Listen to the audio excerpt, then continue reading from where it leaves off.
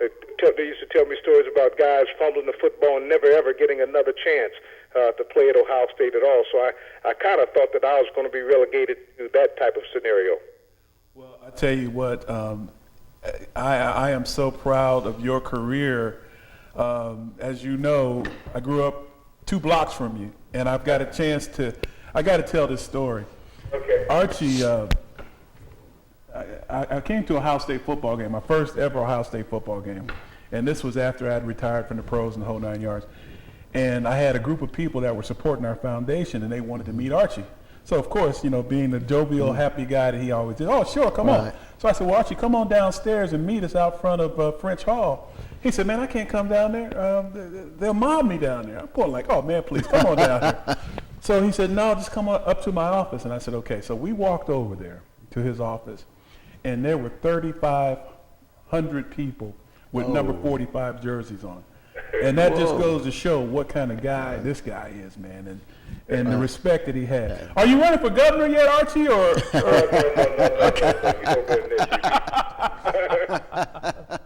I enjoy doing what I'm doing. I'm service president and CEO of Ohio State's Alumni Association, and I've got over 500,000 alumni out there that I work with, and I enjoy doing that because they're great people.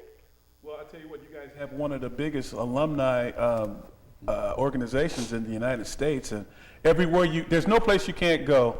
And as being from Ohio, I know about Ohio State. My house was like 10 minutes from the campus, and it is unbelievable to see game day. I've yet to see a rivalry that would match the Auburn-Alabama rivalry, but when back in the day it was Ohio State and Michigan, and it was just like the same identical rivalry, man. So. It's just great. Right. I'll tell you what, it is great, and there's a lot of great rivalries out there, and I certainly enjoyed this rivalry that the Buckeyes have with the Michigan Wolverines, and I think this year when that game comes along, it's going to be one of those nip and tucks again. So it's exciting to look forward to. Archie, quick question, because I like to know the history of things, and what was the difference between playing in college and playing in the pros? Oh, the difference to me was the speed of the game, and the speed of the game just made the field so much smaller. Because in your college, there's times that you figure that you can hit that corner and be no problem. Well, when you get to the pros, you try to hit that corner, there's always somebody out there reaching for you because that speed that they have on defense was so fast that you just couldn't hit that corner like you could in college. But it's the same going from high school to college and then college to pro. You just get the point where these guys are the best in the world. And when you're playing against the best in the world, it's a very difficult thing to be successful. Well, Archie, I tell you what, man, I do so appreciate you coming on. I know you got another appointment, but if you hold on for just 1 second after our break, I'd like to just say goodbye to you. Okay, my man. Take care. Thank y'all for having me on. Oh, man, thank you for coming. Listen, we'll be right back after this break.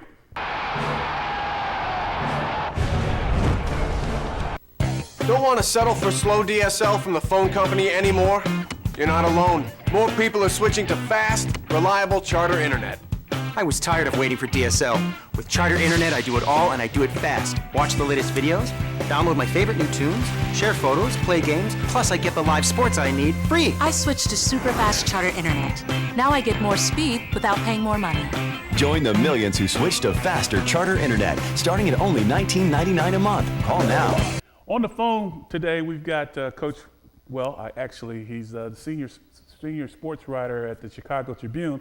I call him Coach because he was my high school football coach back in Grove City, Ohio. Coach Fred Mitchell. Coach, how you doing? I'm doing great, Gary. Great to be with you again. Good. Family good? Everybody good? Everybody's fine. Looking forward to the holidays. Good. Well, listen, let's get right into it. The Heisman Trophy. Down here in Alabama, we've had the honor of having 2 back-to-back Heisman Trophy winners, 2 back-to-back national championship teams, and now we're on the verge of fighting for another national championship team and we have a Heisman Trophy candidate, Trent Richardson. It says so much about the program and so much about the individual athletes and what they aspire to be. They aspire for excellence and to be nominated, number one, and number two, to become a finalist for such a prestigious award as the Heisman Trophy is a terrific honor, and it speaks well for the whole program. I couldn't agree with you more, Coach. One of my former teammates is the only guy in the history of the Heisman to win two, Archie Griffin. And we had a long conversation with Archie, and he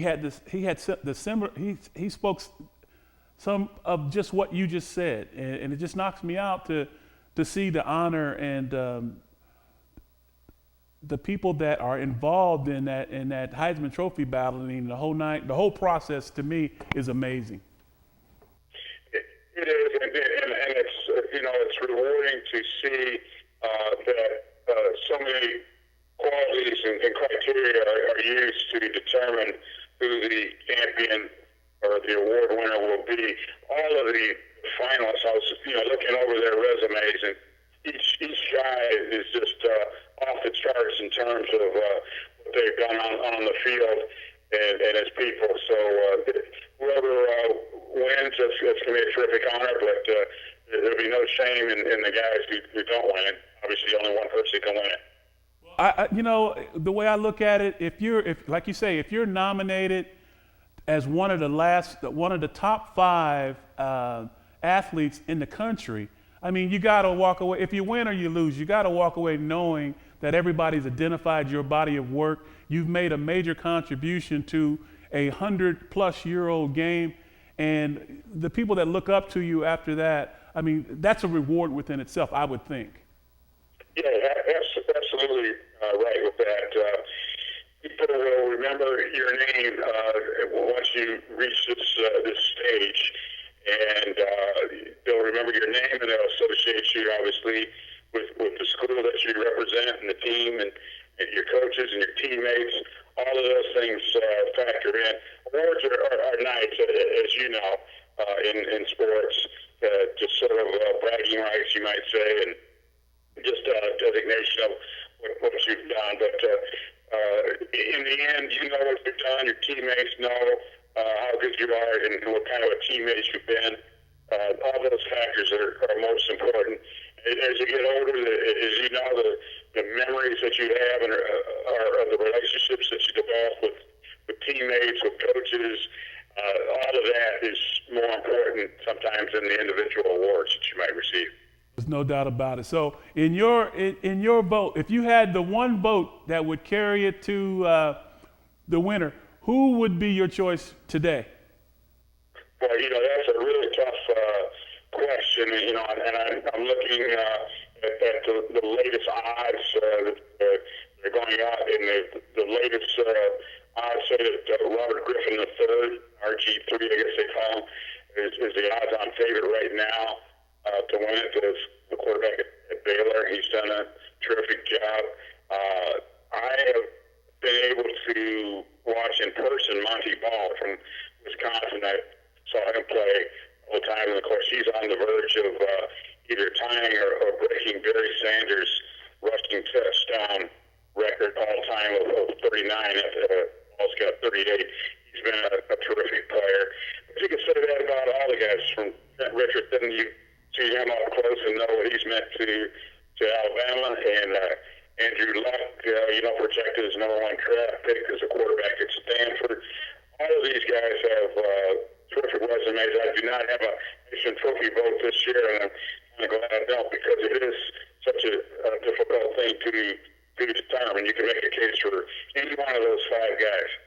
Well, I tell you, it's going to be tough to make that choice, because the country is not going to be happy with either choice, so the powers that be will make that decision, and we just got to live with it until next year.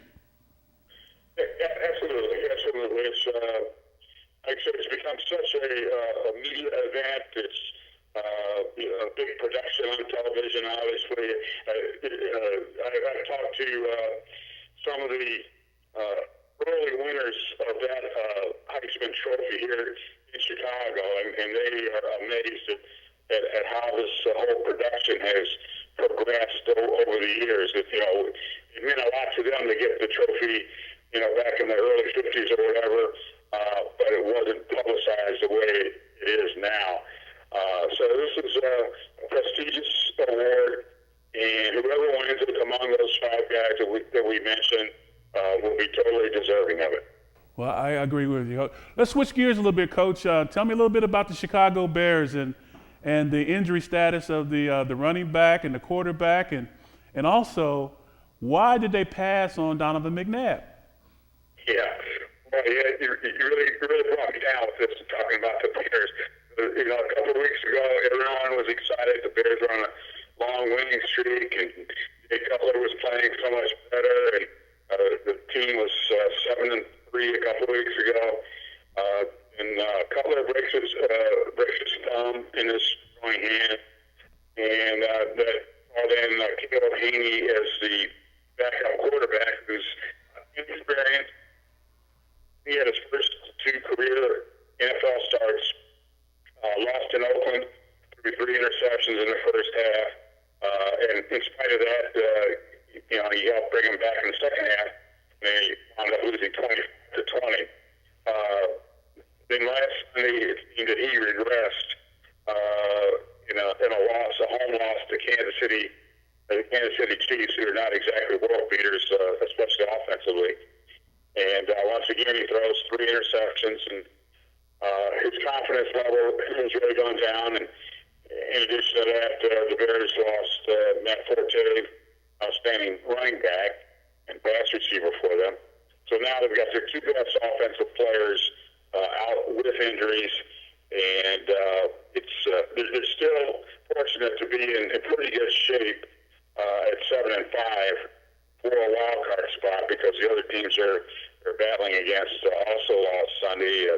Dallas and Atlanta and Detroit, all those teams lost. So the Bears are not in terrible shape, but they've got to take care of business. They're in Denver on Sunday against Tim Tebow, who's got that team playing very well. So they're going to have to come up with at least 2 and ideally 3 more wins out of the last 4 games here. Well, Coach, I tell you, my thought process on the whole thing is that, first of all, Donovan McNabb needs to be on somebody's team, okay? I can't blame the Minnesota Vikings' woes on Donovan McNabb, because the same thing is happening now that he's gone. So you can't use him as an excuse anymore. And the whole thing kind of settles on the fact that the offseason wasn't there. The preseason wasn't there. So these teams never had an opportunity to gel and go forward like a pro team does every year. So for anybody to believe that this NFL football season is anything like any of the other past 100 years of the game is fooling themselves. I think that next year we'll regroup. Everybody will be in camp on time, hopefully, and we'll have a real football season. I look at this as a lost year. Yeah, I agree with you. That's a point that hasn't been emphasized enough as far as I'm concerned, particularly when you're talking about building the depth of your team, and that's evident here with the Bears and struggling with their backup players. Because during the off season, you have not only the regular training camp, but you got those other training sessions that allow the non-drafted free agents and the backup players to show what they're capable of doing. And without that, the product is not nearly as good. Okay. Well, Coach, for all of our fans down here in Alabama that read the Chicago Tribune online, like myself, what do you got coming up next? Well, like I said, I'm covering a lot of the Bears games as well as college football. I'm covering Northern Illinois, who actually will play in the GoDaddy.com Bowl down in Mobile on January 8th against Arkansas State. So I'll be down in Alabama for that game. Looking forward to that. And also, speaking speaking of awards, you know that there's an annual kicking award named after me, the Mitchell Award, that goes to the outstanding place kicker in the country among the more than 750 colleges other than the FBS schools. So we're talking about FBS schools, football championship, subdivision, Division II, Division III, NAIA, and junior colleges. So we've narrowed our choices down to 10 finalists, and next week we'll announce the winner of Fred Mitchell Award as the outstanding kicker. And it's a combination of looking at the kicking performances of the athletes as well as their community service involvement is the other criteria. We've got a blue ribbon selection panel that includes people like Paul Horning and Kevin Butler, Gail Sayers, Steve McMichael, Marv Levy, a number of influential people in pro and college football who make this selection. So I'm proud to have my name associated with it, and look forward to making that announcement very soon. Well, Coach, congratulations on that prestigious award.